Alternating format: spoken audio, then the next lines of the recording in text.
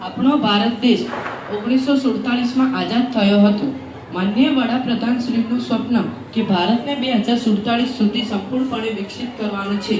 ભારતને દરેક ક્ષેત્રમાં સંપૂર્ણપણે વિકસિત કરવાનું છે.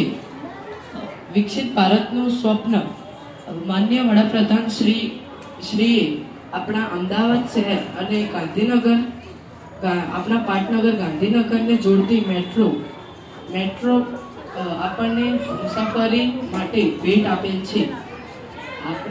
આપણા ગુજરાત રાજ્યની જીવાદોરી નદી નર્મદાની સરદાર સરોવરની યોજનાથી રાજસ્થાન, મહારાષ્ટ્ર અને મધ્યપ્રદેશને મીઠું પાણી મળે છે, જેનાથી સિંચાઈની સગવડને લીધે ખેતીના ક્ષેત્રમાં વિકાસ થયેલો છે.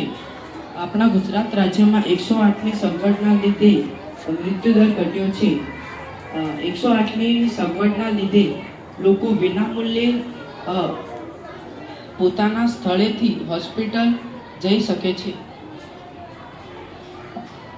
અમદાવાદમાં મોટેરા ગામમાં દુનિયાનું સૌથી વિશાળ સ્ટેડિયમ નરેન્દ્ર મોદી સ્ટેડિયમ આવેલું છે,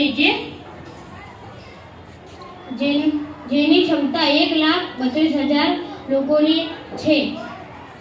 અમદાવાદમાં એશિયાનું મોટામાં મોટી સિવિલ હોસ્પિટલ આવેલી છે, જે 110 એકર જમીન પર પથરાવેલી છે, જે દર્દીઓ માટે તમામ પ્રકારની સુવિધા અને સગવડો આપે છે. ભારતમાં ગુજરાત અને અન્ય 16 રાજ્યોમાં 2314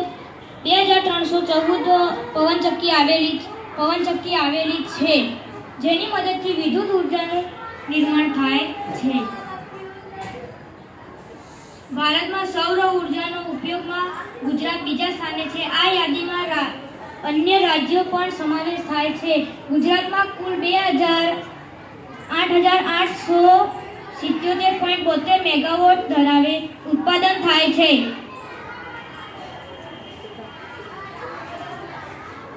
આ છે આપણું વિકસિત ભારત.